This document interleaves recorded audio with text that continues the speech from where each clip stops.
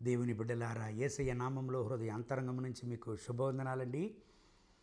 కీర్తనలు 94:19 వాక్యాన్ని చదువుకుని ఈరోజు కొరకు మనము ప్రార్థన చేద్దాం. నా అంతరంగమందు విచారములు హెచ్చగా నీ గొప్ప ఆదరణ నా ప్రాణమునకు నెమ్మది కలుగజేయుచున్నది.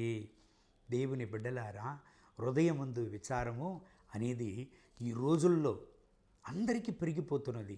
చిన్నవాళ్ళైనా పెద్దవాళ్ళైనా, చదివిన వాళ్ళైనా చదవని వాళ్ళైనా, అంత మాత్రం కాదు, ధనవంతులైనా పేదలైనా అందరికీ విచారములు పెరిగిపోతున్నది.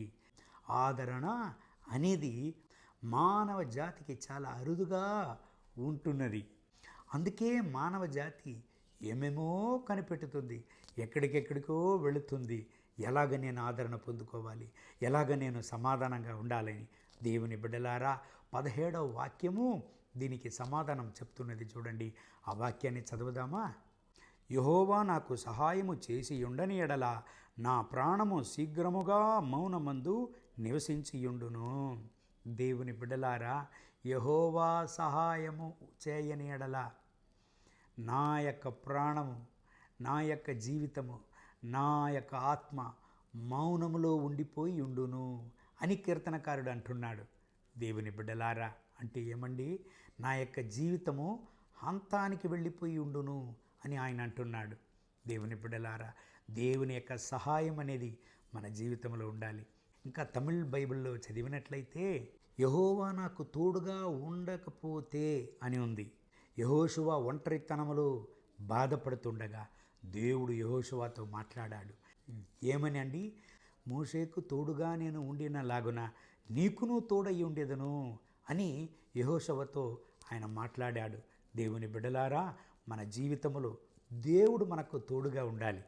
దేవుడు మనకు తోడుగా ఉండినట్లయితే ఆ యొక్క ఆదరణ, ఆయన యొక్క ఆదరణ, ఆయన యొక్క సమాధానము చెప్పజాలనిది. మన హృదయమే ఒక సంతోషం, హృదయమే ఒక ఆదరణతో, హృదయమే ఒక సంతోషముతో నిండి ఉండును. దేవుని బిడ్డలారా, ఈ చివరి రోజుల్లో మనం జీవిస్తున్నాం.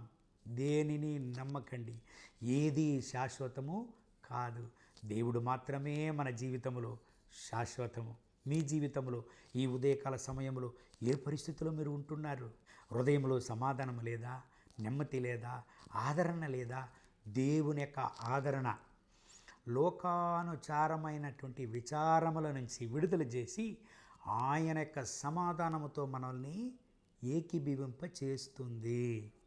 అందుకే కీర్తనకారుడు దేవుని యొక్క ఆదరణపై వాంఛించాడు. దేవుని బిడ్డలారా, ఏ స్థలములో నుంచి, ఎవరితో నుంచి వచ్చే ఆదరణ పైనను మీరు ఆధారపడకండి. దేవుని ఆదరణ పైన ఆధారపడండి. అదే శాశ్వతం, అదే నిరంతరమైనది, అదే నిత్యమైనది. మన జీవితాన్ని నిజమైన నిత్యమైన ఆదరణలో అది మనల్ని నడుపగల దేవుని యొక్క ఆదరణ. ఈ యొక్క ఆదరణను దేవుడు మీకు ఇచ్చి మీ హృదయంలో ఉండేటువంటి బాధలు, వేదనలు, విచారాలన్నీ మీ నుంచి తొలగించి మిమ్మల్ని ఆశీర్వదించే సమాధానంతో ఆయన నడుపునుగాక. కళ్ళు మూసి ప్రార్థన చేద్దామా? మహోన్నతమైన ప్రభువా, ఈ ఉదయకాల సమయంలో ఎవరంతా సమాధానం లేకుండా, శాంతి లేకుండా, నెమ్మది లేకుండా నాయనా బాధతో, వేదనలతో నాతో ఏకీభవించి ప్రార్థన చేస్తున్నారో ఇప్పుడే వీళ్ళను ముట్టండి. మీ సమాధానంతో వీళ్ళను నింపండి. మీ యొక్క రక్తపు కోటలో వీళ్ళని దాచుకోండి నాయనా. మీ కృపా ప్రసన్నత వీళ్ళపైన దిగివచ్చునుగాక.